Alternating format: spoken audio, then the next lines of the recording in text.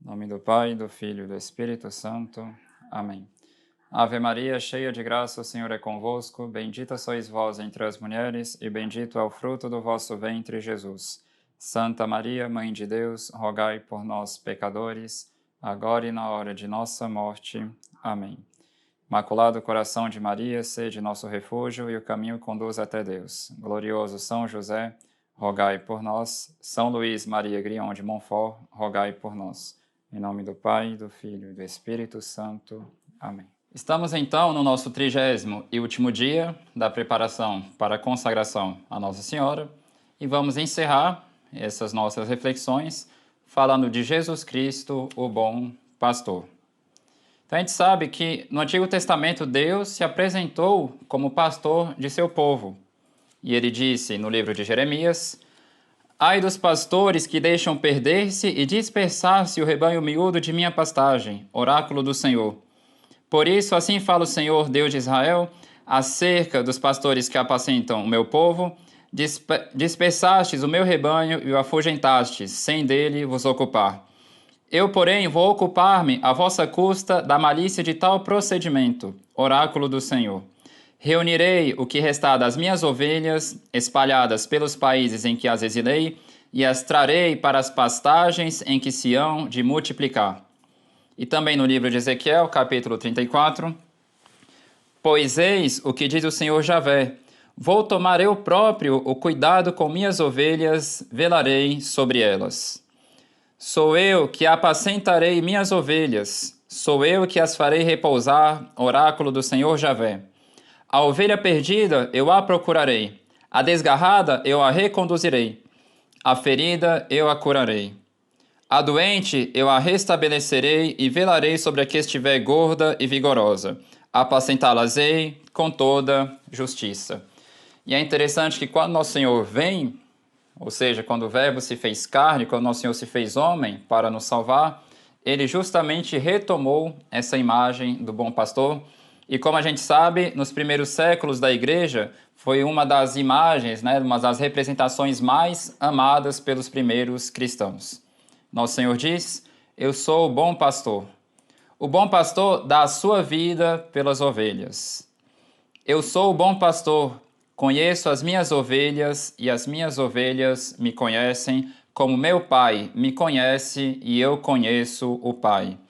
Dou a minha vida pelas minhas ovelhas. Nosso Senhor é o bom pastor que ama suas ovelhas. No entanto, como manifesta ele esse amor que ele tem por nós, as suas ovelhas? Ele dá a vida por elas. Pois, como nos disse ele, ainda no Evangelho de São João, capítulo 15, este é o meu mandamento: amai-vos uns aos outros como eu vos amo. Ninguém tem maior amor do que aquele que dá a sua vida por seus amigos. Então é interessante porque Nosso Senhor, ele se apresenta como bom pastor. Mas como que o bom pastor tratou as suas ovelhas, ele deu a sua vida por elas. Por isso que um tema todo particular, quando queremos considerar Jesus como bom pastor, é a sua paixão por nós, e essa será, por assim dizer, a nossa reflexão de hoje. Iremos refletir como que o bom pastor quis correr atrás de sua ovelha, porque o modo como ele quis correr atrás da ovelha perdida foi dando a sua vida por ela. Quanto que Nosso Senhor ama suas ovelhas, ele nos mostra no Evangelho de São Mateus. Mateus capítulo 9, versículo 35 ao 38. Jesus percorria todas as cidades e aldeias, ensinava nas sinagogas, pregando o Evangelho do Reino e curando todo o mal e toda enfermidade. Vendo a multidão, ficou tomado de compaixão, porque estava enfraquecida e abatida como ovelhas sem pastor. Disse então aos seus discípulos: a messe é grande, mas os operários são poucos. Pedi, pois, ao Senhor da messe que envie operários para a sua messe. Então Nosso Senhor, ele ficou tomado de compaixão, porque estava aquela multidão enfraquecida e abatida como ovelhas sem pastor. São Tomás explica, justamente ao falar da paixão de Nosso Senhor, que a causa dessa paixão foi o amor de Nosso Senhor por nós. Por quê? Porque querer o bem de alguém é algo próprio do amor. Então, querer nossa salvação é algo que brota do amor. Nosso Senhor não era obrigado a fazer tudo o que Ele fez para nos salvar. Não era uma necessidade estrita, absoluta, ter feito o que Ele fez. Um só ato de amor de Nosso Senhor já seria necessário para nos salvar. No entanto, Ele não quis nos amar de qualquer jeito. Ele quis nos amar até o extremo. Então, dado o nosso estado, ou seja, o estado de ovelhas feridas, perdidas, afastadas dele, para a maior glória de Deus e para o bem de nossas almas, Nosso Senhor quis abraçar este meio para nos salvar. Ele pensou constantemente em nós ao escolher esse meio. Ele pensou na nossa doença, obviamente tudo isso para a maior glória de Deus, e ele pensou no remédio mais apropriado para curar nossa doença. Como a gente sabe, o pecado nos feriu e, particularmente, o pecado feriu nosso amor por Deus.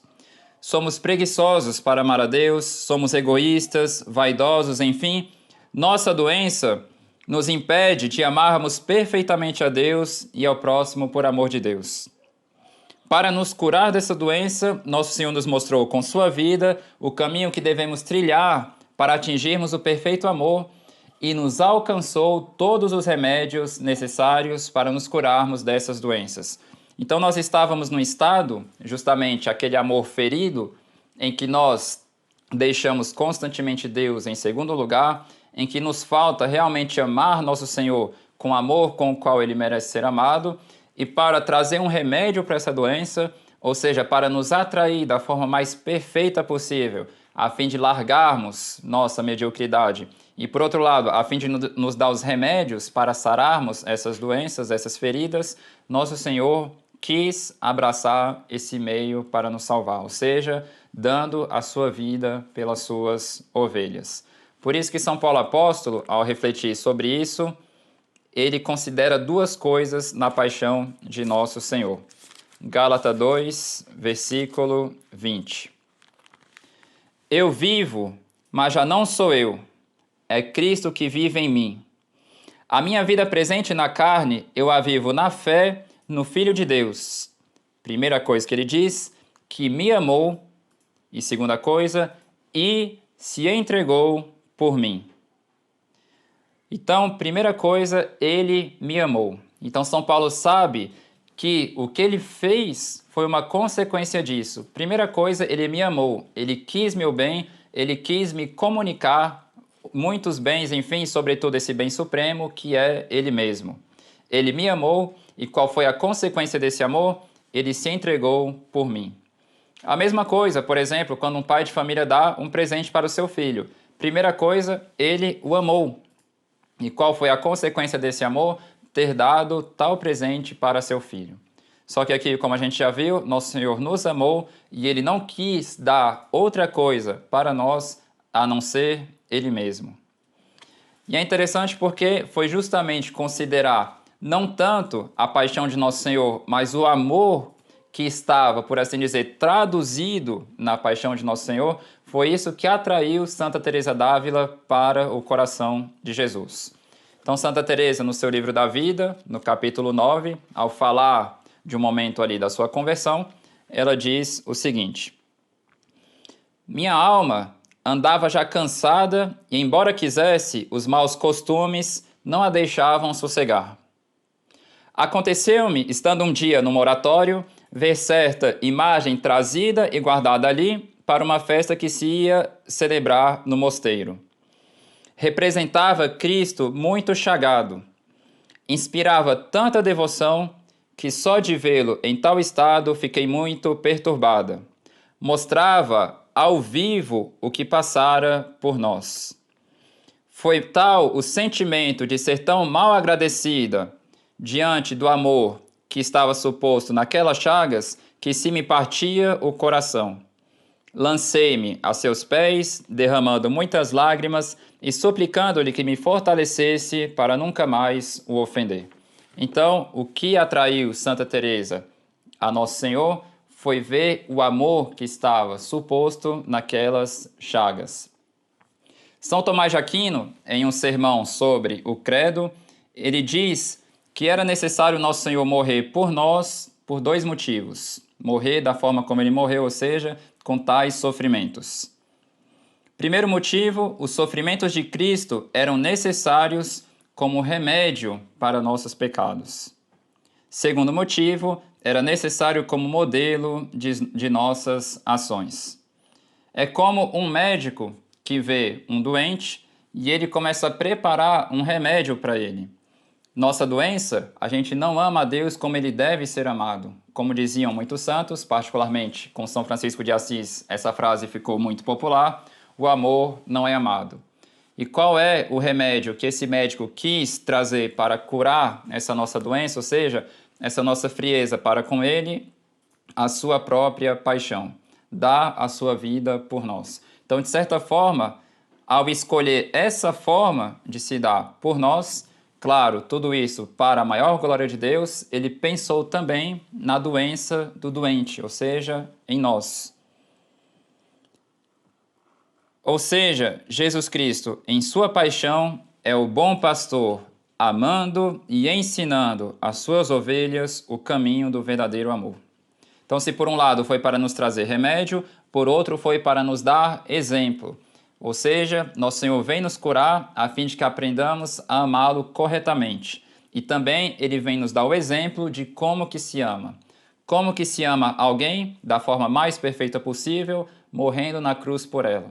Foi essa a vida dos santos. Se a gente pega um Dom Bosco, por exemplo, o que ele fez pelos jovens, por aquelas crianças do oratório?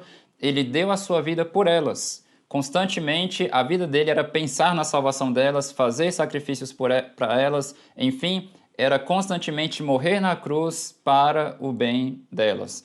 Por isso que muitos até diziam que Dom Bosco morreu de cansaço, porque tudo que ele pôde fazer pelas crianças ele fez, até o ponto de se esgotar, dando a sua vida pelas almas. Por isso ele dizia, aquela frase que ele pegou de São Francisco de Sales: dai-me almas, ficai com o resto. O que eu quero o bem das almas. O resto, os aplausos, o reconhecimento, isso fica para vocês. Mas o que eu quero essas almas. Santo Agostinho dizia: a paixão de Cristo sozinha basta para nos instruir completamente sobre o modo como devemos viver. Quem quer que queira, portanto, ter uma vida perfeita, não precisa fazer nada além de desprezar o que Cristo desprezou na cruz e desejar o que ele desejou. Não tem, com efeito, um só exemplo de virtude que não nos seja dado na cruz. E essa frase de Santo Agostinho é citada por São Tomás nesse mesmo sermão. Então, devemos saber que pensar constantemente, meditar na paixão de Nosso Senhor é um ótimo meio para crescermos no amor de Deus. O mesmo São Paulo Apóstolo que nos fez conhecer a excelência da caridade, a ponto de dizer aos coríntios: sem caridade eu não sou nada. Ou seja, se eu tiver milagre, se eu fizer isso, se eu fizer tudo, mas não tiver caridade, eu não sou nada. Esse mesmo São Paulo, nessa mesma carta, nos diz onde foi que ele aprendeu essa ciência. 1 Coríntios 2, versículo 2: julguei não dever saber outra coisa entre vós, a não ser Jesus Cristo e Jesus Cristo crucificado. E aqui também temos uma bela frase de São Paulo da Cruz, em uma carta à sua dirigida espiritual: é uma coisa excelente e muito santa pensar na santa paixão do Senhor, e de meditar, ou seja, fazer oração mental sobre ela. É o meio para se chegar à união com Deus. É nessa escola que os santos aprenderam a verdadeira sabedoria, é nela que os santos estudaram. Então, se a gente quer aprender a amar a Deus, se a gente quer aprender a agradar a Deus, devemos estudar nessa escola, na escola da cruz. A cruz é um lugar privilegiado para reavivarmos em nós algumas verdades. Quais verdades? São essas. Primeira, a certeza do quanto Deus nos ama. Por isso que em João 3, versículo 16, Nosso Senhor diz: de tal forma Deus amou o mundo que ele deu o seu Filho único, para que todo que nele crer não pereça, mas tenha a vida eterna. É interessante porque quando Nosso Senhor diz para a samaritana, se conhecesses o dom de Deus, era particularmente desse dom que ele estava falando. Ou seja, Deus deu seu Filho único. Esse é o dom de Deus, a fim de que todo aquele que nele crê não pereça, mas tenha a vida eterna. Então, vendo a paixão de Nosso Senhor, isso alimenta em nós a firme confiança e certeza do quanto Deus nos ama. Segunda coisa que a paixão de Nosso Senhor nos faz, ela nos leva à confiança no poder da graça de Deus. Então, em João capítulo 3, versículo 14 ao 15, logo antes dessa frase que terminei de ler, como Moisés levantou a serpente no deserto, assim deve ser levantado o Filho do Homem, para que todo aquele que nele crer não pereça, mas tenha a vida eterna. Essa frase de Nosso Senhor faz referência a um episódio do Antigo Testamento em que as pessoas, por castigo de Deus, tinham sido picadas por cobras, então por causa disso estavam envenenadas, e Deus mandou Moisés fazer uma serpente de bronze e levantar ela, para que ficasse à vista de todos. E os hebreus ficavam curados de suas feridas ao olharem para essa serpente. Nosso Senhor disse que essa serpente, nessa ocasião, era simplesmente uma imagem daquilo que ele iria fazer por nós na cruz. Então, as nossas feridas, que são os pecados, e toda essa desordem que nos afasta de Deus, quando olhamos para a cruz de Nosso Senhor, quando meditamos na paixão dele, sabemos que nela nós encontramos todos os remédios para ficarmos curados dessas nossas feridas que nos levam à morte, que nos levam à perdição. E é interessante porque, por um lado, a paixão de Nosso Senhor nos reanima na convicção do amor de Deus por nós e, por outro, nos traz o remédio.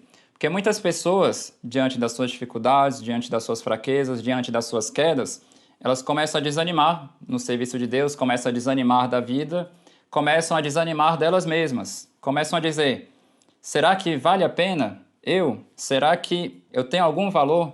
E justamente, se ela tivesse perguntado tal coisa para Nosso Senhor, qual seria a resposta de Nosso Senhor? A cruz. A pessoa vale a vida de Nosso Senhor Jesus Cristo. Então, será que vale a pena essa pessoa? Sim, vale a pena, porque Jesus deu a vida por ela.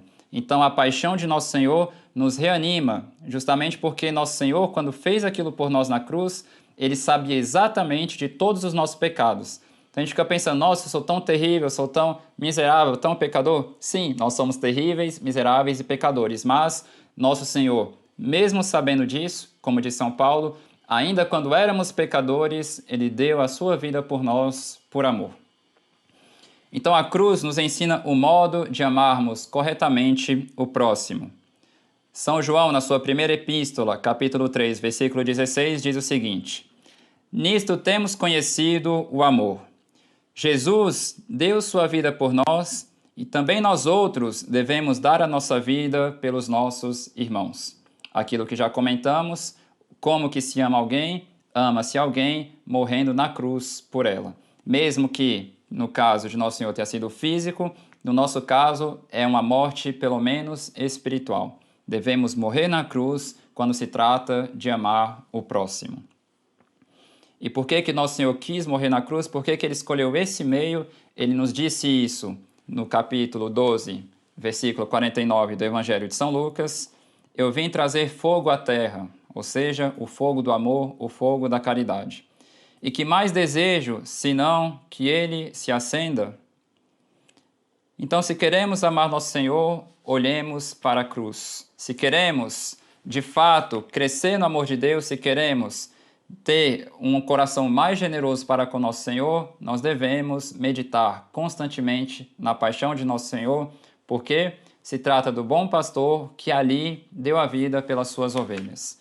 Santo Afonso, no seu livro de reflexões sobre a paixão de Nosso Senhor Jesus Cristo, ele tem belíssimas reflexões sobre os benefícios para uma alma em meditar na paixão de Nosso Senhor. Santo Afonso cita vários santos em relação a isso, ele diz o seguinte: ensina São Boaventura que quem quiser crescer sempre de virtude em virtude, de graça em graça, deve meditar sempre sobre a paixão de Jesus. e ajunta que não há exercício mais útil para fazer santa uma alma do que considerar assiduamente os sofrimentos de Jesus Cristo. Além disso, afirmava Santo Agostinho que vale mais uma só lágrima derramada em recordação da paixão de Jesus que uma peregrinação a Jerusalém e um ano de jejum a pão e água. E tem também uma belíssima história que ele conta, de São Tomás de Aquino, que foi certa vez visitar São Boaventura. O que aconteceu? Visitando uma vez São Tomás de Aquino a São Boaventura, perguntou-lhe de que livro se havia servido para escrever tão belas coisas que havia publicado. São Boaventura mostrou-lhe a imagem de Jesus crucificado, toda enegrecida pelos muitos beijos que lhe imprimira, dizendo-lhe: Eis o meu livro, do qual tiro tudo o que escrevo, ele ensinou-me o pouco que sei. Então, qual foi o livro de São Boaventura para que ele aprendesse a amar Jesus Cristo? Foi Jesus crucificado.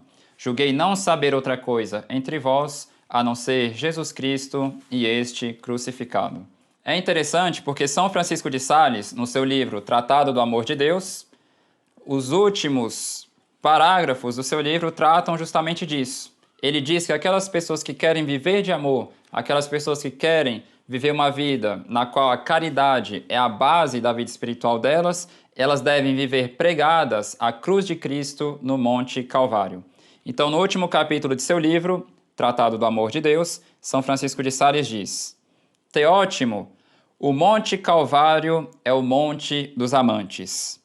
Todo amor que não tiver por origem a paixão do Salvador é frívolo e perigoso. Desditosa é a morte sem o amor do Salvador. Desditoso é o amor sem a morte do Salvador. O amor e a morte estão de tal forma confundidos na paixão do Salvador que não pode ter-se no coração um sem a outra. No Calvário, não pode ter-se a vida sem o amor, nem o amor sem a morte do Redentor. Mas, fora daí, ou bem morte eterna, ou bem amor eterno, e toda a sabedoria cristã consiste em escolher bem. E ele encerra com belas palavras de Santo Agostinho. Concluo este tratado com estas palavras, com as quais Santo Agostinho fechou um admirável sermão da caridade pronunciado perante uma distinta e numerosa assembleia. Ó amor eterno, a minha alma busca-te e é a ti que elege para sempre. Vinde, Santo Espírito, e acendei no coração dos fiéis a vossa dileção. Ou amar ou morrer. Morrer e amar. Morrer para todos os amores e viver só para o de Jesus, para não morrermos eternamente.